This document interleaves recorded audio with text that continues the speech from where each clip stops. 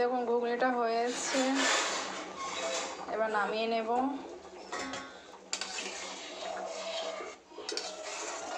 বাচ্চারা আছে তো একটু ঝোল ঝোল না রাখলে পরে।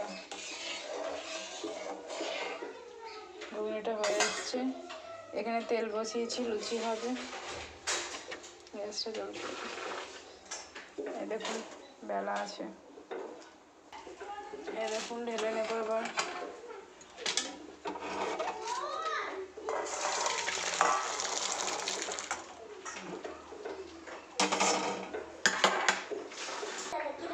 এই দেখুন লুচিটা ছাড়ছি তেলের মধ্যে। এই দেখুন ফুলে গেছে।